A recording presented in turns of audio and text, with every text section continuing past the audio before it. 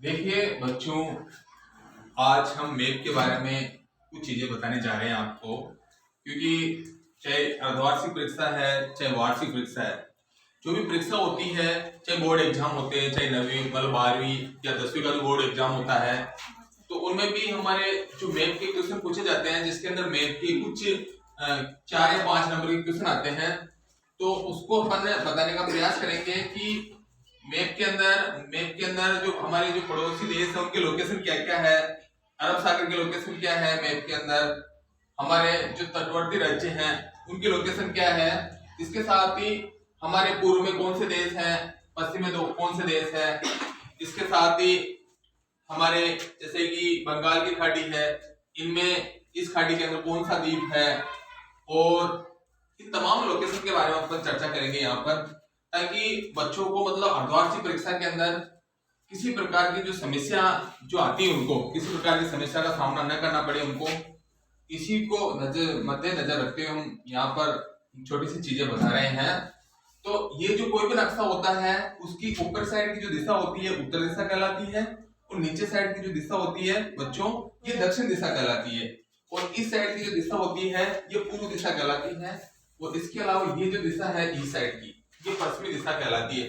चाहे कोई भी मैप हो, चाहे वर्ल्ड का मैप हो, चाहे राजस्थान का हो, चाहे भारत या कोई जिले का मैप हो, दिशाएं तो ऐसे ही रहेगी, है ना।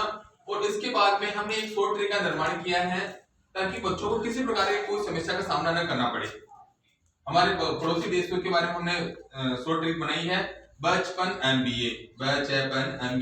तो ब से बांग्लादेश, च से चीन, प से पाकिस्तान, न से नेपाल, और म से म्यांमार, बी से भूटान, ए से अफगानिस्तान। अभी हम सातों देशों के लोकेशन देखते हैं कि इस मैप के अंदर 7 देश कहाँ पर है। तो सबसे पहले हम फर्स्ट ऑफ ऑल हम चर्चा करते हैं म्यांमार देश के बारे में। तो म्यांमार देश हमारा इसके लोकेशन यहाँ पर है। म्यांमार देश पूर्व के अंदर स्थित है, भारत का नक्शे के अंदर पूर्व में है। उसके बाद में ये बांग्लादेश है जो कि पश्चिम बंगाल के जस्ट पास में है, यहाँ बांग्लादेश।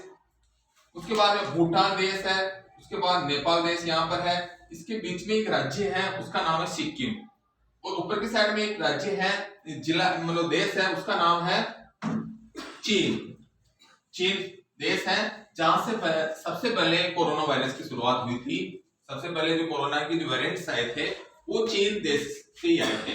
और अपन भारत के अंदर बात करते हैं कि भारत में सबसे पहले कोरोना की जो मामले आए थे पूरे भारत के अंदर वो कहां पर आए थे। तो अपन देखेंगे यहाँ पर केरल के अंदर सबसे पहले, जो नक्शे के अंदर देख रहे हो आप, केरल के अंदर सबसे पहले भारत के अंदर कोरोना वेरिएंट्स के मामले आए थे सर्वप्रथम। इसके बाद में अपन देखते हैं कि हमारा ये जो देश है पाकिस्तान, ये हमारे भारत देश के अंदर पश्चिम में स्थित है, और उससे भी थोड़ा दूर यानी अफगानिस्तान देश स्थित है, यानी कि पश्चिमी उत्तर के अंदर अफगानिस्तान देश स्थित है। ये हम सातों देशों के लोकेशन के बारे में चर्चा कर चुके हैं। अब हमारे समुद्र के बारे में लोकेशन की चर्चा करेंगे कि समुद्र कहां पर है। देखिए हमारे पश्चिम में भी समुद्र है, पूर्व में भी समुद्र है। तो पूर्व के अंदर अगर बात करें अपन, तो यहाँ पर बंगाल की खाड़ी है। ये बंगाली खाड़ी है, जो भारत की अधिकांश जो नदियां हैं इनका जल है वो बंगाली खाड़ी के अंदर जाता है। चाहे मैं बात करूं महानदी, कृष्णा, कावेरी, गोदावरी, गंगा, ब्रह्मपुत्र, की तमाम नदियों का जो जल है ये इस सागर के अंदर आता है, बंगाल खाड़ी के अंदर आता है। और इसके अंदर भी एक द्वीप है, उसका नाम है अंडमान निकोबार द्वीप समूह, यानी छोटे छोटे द्वीप बने हुए हैं। वो द्वीप किसे कहते हैं? ये सा छोटा भूभाग जिसके चारों तरफ पानी होता है उसे द्वीप कहा जाता है। इसके बाद में महाद्वीप किसे कहते हैं? ये सा बड़ा भूभाग जिसके चारों तरफ पानी होता है उसको महाद्वीप कहा जाता है। इसके बाद अपन प्रायद्वीप के बारे में बात करते हैं। प्रायद्वीप किसे कहते हैं? ये सब भूभाग जिसके 3 साइड में पानी हो उसे प्रायद्वीप कहा जाता है। ठीक है। उसके बाद में अपन देखते हैं हमारे भारत के अंदर 9 राज्य ऐसे हैं जो कि समुद्र के तट पर बसे हुए हैं। उन राज्यों के बारे में मैं चर्चा करूंगा, उनकी लोकेशन के बारे में, कि हमारा गुजरात राज्य समुद्र के तट पर है। उसके बाद में महाराष्ट्र है, उसके बाद में गोवा है, उसके बाद में कर्नाटक है, उसके बाद में केरल, फिर तमिलनाडु, फिर आंध्र प्रदेश, फिर उड़ीसा, फिर पश्चिम बंगाल। अर्थात हम यूं कह सकते हैं कि हमारे 28 राज्य में से 9 राज्य ऐसे हैं जो कि समुद्र को टच कर रहे हैं या समुद्री जो सीमा है उसके पास में है। और शेष जो 19 राज्य हैं हमारे वो कोई भी समुद्र को टच नहीं कर रहे हैं। जैसे कि मैं राजस्थान के बारे में चर्चा करूं, यहाँ राजस्थान है, चाहे जम्मू कश्मीर के बारे में चर्चा करूं, चाहे मध्य प्रदेश के बारे में चर्चा करूं, तो ये समुद्र को टच नहीं कर रहे हैं। केवल 9 ही राज्य ऐसे हैं जो कि कहीं ना कहीं समुद्र को टच कर रहे हैं। उनके नाम और लोकेशन आपको पता हो जानी चाहिए, क्योंकि आपको मैप में पूछा जा सकता है कि महाराष्ट्र के लोकेशन को क्या कहां पर है, इस नक्शे के अंदर महाराष्ट्र कहां पर है, तो आपको बताना पड़ेगा यहाँ पर है।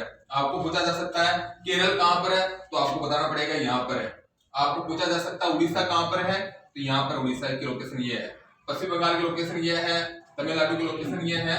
तो इस तरह से अपन कोई भी मैप होते हैं उसके आसानी से अपन परीक्षा के अंदर उसको फिलअप कर सकते हैं। अगर अपन को चीजें याद है, पूरी चीजें याद है, तो अपन आसानी से उसको फिल कर सकते हैं। धन्यवाद।